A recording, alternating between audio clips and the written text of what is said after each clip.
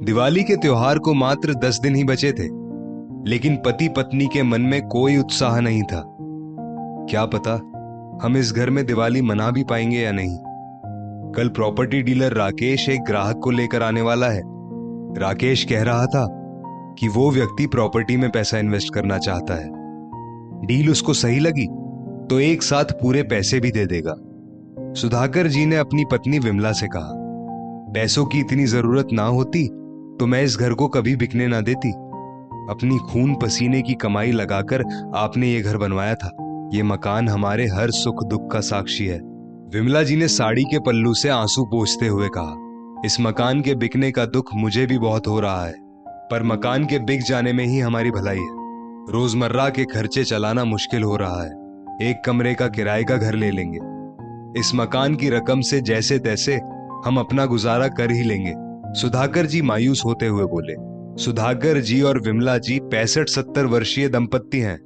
उनका एकमात्र सहारा उनका बेटा आकाश विदेश में अपने परिवार के साथ रहता है। ना वो कभी खुद यहाँ आता है और ना ही अपने माता पिता को अपने पास बुलाता है। सुधाकर जी एक प्राइवेट कंपनी में काम करते थे, इसलिए उन्हें पेंशन भी नहीं मिलती। मकान का ऊपरी हिस्सा उन्होंने किराए पर दे रखा है, पर इस किराए की रकम से भी सब खर्च नहीं निकल पाते थे, जैसे किराना, मेडिकल का खर्च, बिजली पानी बिल, कामवाली का खर्च, दूध, मोबाइल, टीवी रिचार्ज। अब इस उम्र में 100 प्रकार के खर्चे लगे रहते हैं। एक किराएदार के जाने पर दूसरा किराएदार भी बहुत मुश्किल से मिल पाता था, इसलिए सुधाकर जी ने मकान को बेचने का निश्चय कर लिया था। दूसरे दिन तय समय पर प्रॉपर्टी डीलर राकेश दोनों पार्टी को आपस में मिलवाकर डील फाइनल करवाने के लिए एक खरीदार को लेकर आता है। मकान खरीदने के इच्छुक व्यक्ति ने आकर तुरंत सुधाकर जी और विमला जी के पैर छुए। जी, ये हरीश जी हैं, इंदौर निवासी। इन्हें ही आपकी प्रॉपर्टी लेनी है। क्या मैं आपका पूरा घर इन्हें दिखा दूं? प्रॉपर्टी डीलर राकेश ने सुधाकर जी से कहा। हाँ हाँ, दिखा दीजिए, सुधाकर जी बोले। सबसे पहले मैं ऊपर का हिस्सा देखना चाहता हूं, हरीश बोला। सारा घर हरीश ने बहुत ध्यान से देखा। सुधाकर जी, मकान तो बहुत पुराना और खस्ता हालत में है, लेकिन जमीन की कीमत है 3000 स्क्वायर फीट के हिसाब से जमीन के 45 लाख बनते हैं। आपकी क्या राय है? प्रॉपर्टी डीलर सुधाकर जी से बोला। हमें पैसे एक साथ तुरंत चाहिए होंगे, सुधाकर जी बोले। जी बिल्कुल, हम आज कल में ही रजिस्ट्री का काम कर लेंगे, प्रॉपर्टी डीलर बोला। ठीक है, हम लोग 2-3 दिन के अंदर घर खाली कर देंगे, सुधाकर जी बोले। आप लोगों को कहीं जाने की जरूरत नहीं है। कानूनी रूप से भले ही मकान मेरे नाम पर हो जाएगा, लेकिन आप लोग हमेशा इस घर में रह सकते हैं, हरीश बोला।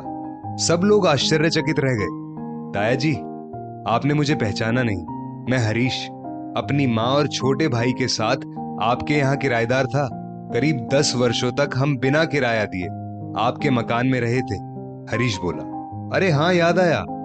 हरीश, पहचान में नहीं आ रहे हो बेटा? तुम यहाँ कैसे? सुधाकर जी बोले। हरीश का परिवार सुधाकर जी के यहाँ ऊपर के 2 कमरों में किराए से रहता था। जब हरीश मात्र 5 वर्ष का था और उसका छोटा भाई 6 महीने का, तब हरीश के पिता की रोड एक्सीडेंट में मृत्यु हो गई। हरीश की माँ एक नेकदिल महिला थी। छोटे छोटे बच्चों को लेकर वो कहाँ जाएगी, इसलिए सुधाकर जी और विमला जी ने उन्हें जब तक हरीश लायक नहीं बन जाता तब तक के लिए मकान बिना किराए के रहने को दे दिया। हरीश की माँ सिलाई और टिफिन का छोटा मोटा काम करके बच्चों की परवरिश करने लगी। तब सुधाकर जी हरीश के परिवार के लिए देवता बनकर आगे आए थे। उन्होंने उनके सिर पर से छत हटने नहीं दी। आज हरीश सुधाकर जी के सिर की छत बचाने आया था। 12वीं पास होते ही हरीश ने दोस्तों की मदद से छोटे मोटे काम करना शुरू कर दिया। अब हरीश का परिवार सुधाकर जी की दया का नाजायज फायदा नहीं उठाना चाहता था। आप लोगों का उपकार हम जिंदगी भर नहीं भूलेंगे।